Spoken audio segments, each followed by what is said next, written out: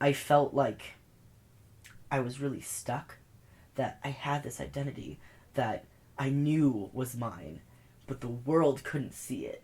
And when I looked in the mirror, I just didn't feel good.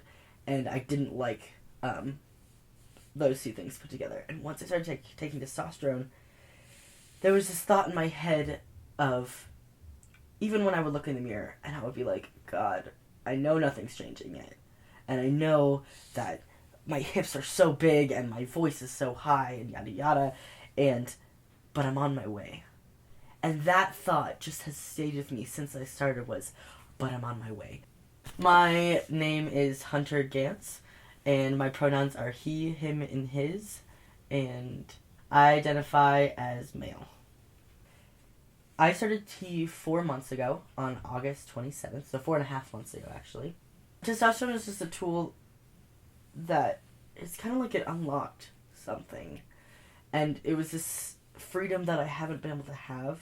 It seems so small. It's just like 1 cc every 2 weeks, and it's changing everything. It's brought me down from feeling like I'm a tiny person in my rib cage with all this dark empty space around me, to feeling like I'm actually starting to grow to fit into my skin. I go to a boarding school called Eagle Rock School and Professional Development Center, and I'm there 9 months out of the year. The administration has never dealt with a trans person before, and the school is set up where there's 6 houses, and each house has 2 rooms, basically. One upstairs and one downstairs. Upstairs is girls, downstairs is boys. And all of a sudden, everything changed. And the truth came out. Where then, before I knew it, like, I was getting chased out of my own house by my house brothers. I lost a lot of people that I loved all at once. All of a sudden, I felt like this, like, monster. I couldn't get over, like, the shame that I felt. Like, I couldn't get over it. And that was, I think, the worst part, like, besides, like, losing them in general. But, like, I felt like I had no control over anything. When I found the ability to come back to school, I could do it. I was in the boys' wing this time. They started letting me use the boys' bathrooms. It was awesome. And I was like, you know what? Things are going to happen the way they happen. I didn't know how to be patient with my own processes and with the processes of other people. And things got better, but, like, they're not the same as they used to be, which is okay. So when I came out to my mom, she already kind of knew. But there was still this piece missing, and I couldn't figure out what it was. And then she went with me to my first testosterone shot. And I think there was just this shift where she realized how important it was to me. And that was the first time that I'd see her just get it. Just really just zone in and be like, oh, this is it. This moment, I'm here for, like, the life-changing moment. And she got it. I think gender fluidity is a very real thing. I think it confuses people that there's even a possibility that boxes don't exist. We can't just take the things that we don't like or that we don't understand and take them out and think that everything's okay and then it totally makes sense.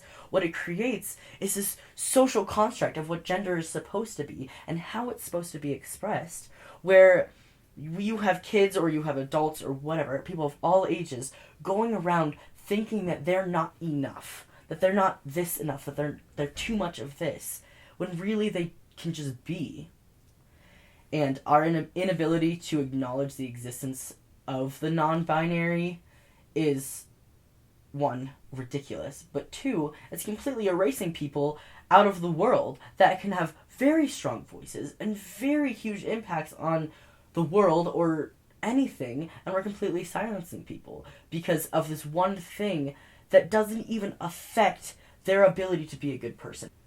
Our ability to acknowledge all identities is our ability to thrive. Because if we don't do that, we're just going to be killing ourselves. I don't mind people seeing me for many different things, but I don't want to just be seen as one. When somebody thinks of me, like, not being like, oh yeah, that trans kid, like, being like, oh yeah, that smart one. Oh yeah, like, when I need something, like, this guy has really great advice. I want to be remembered for values, for being able to be honest even when it was hard.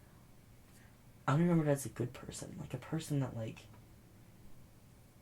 that can change something. I've never felt like in my life so happy to be alive and so confident that I'm going to be alive next year and the year after that and the year after that. And that is the weirdest feeling for me, actually feeling secure that my feet are going to be on this earth and not in it. And it's there. I'm here, and I have the ability to be here.